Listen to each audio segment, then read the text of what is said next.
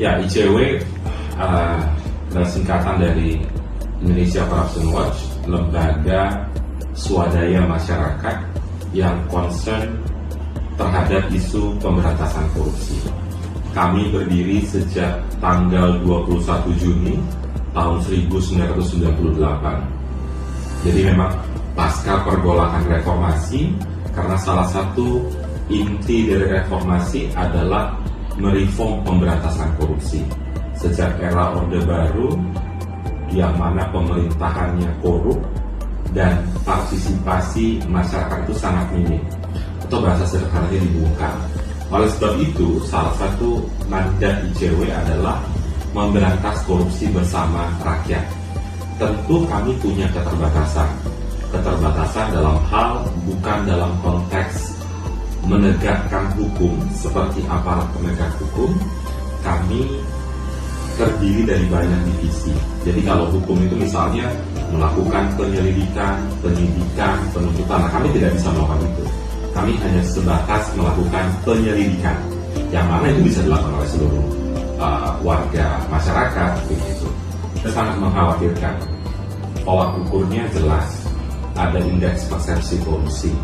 Tahun 2022, indeks persepsi korupsi kita anjlok 4 poin, dari 38 menjadi 34.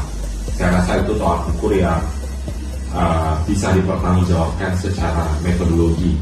Itu dikeluarkan oleh Transparansi Internasional, sebuah lembaga yang sama seperti ICW. Kemudian kita bisa lihat dari banyak kasus berseliweran di tengah masyarakat melalui media pemberitaan. Misalnya ada kasus korupsi yang baru-baru ini mengenai Menteri Komunikasi dan Informatika Johnny G. Plate, itu kan diusut oleh kejaksaan. Ada ragam. Satu, memang sistem itu di-create untuk tetap membuka celah terjadinya praktik korupsi. Jadi sistem itu dibangun memang minim pengawasan, atau mungkin sebaliknya diskresinya terlalu berlebihan sehingga terjadi praktik korupsi. Kemudian yang kedua, misalnya tidak ada pemberian atau instrumen efek jerah. Demokrasi dengan isu anti korupsi itu selalu berjalan beriringan. Demokrasi Indonesia berdasarkan Economic Intelligence Unit itu tergolong demokrasi cacat.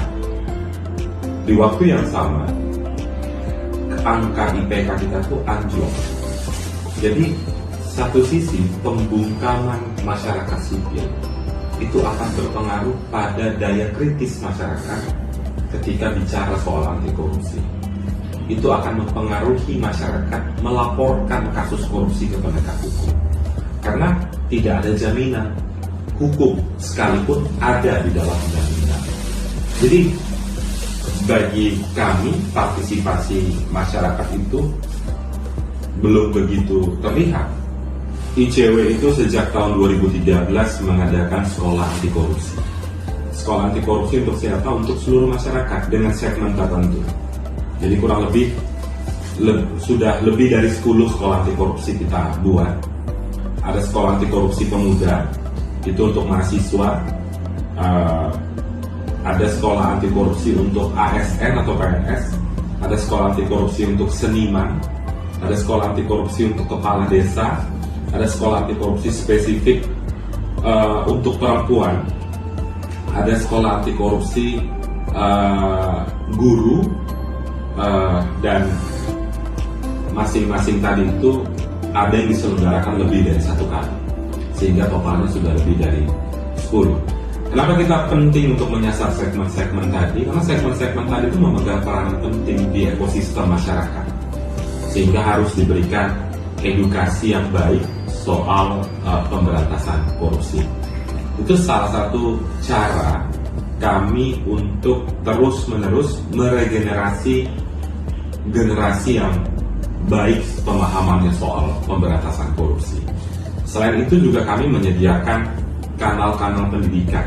Kita tuh ada Akademi Anti Korupsi. Itu siapapun boleh mengakses gratis. Itu adalah kanal pendidikan anti korupsi online.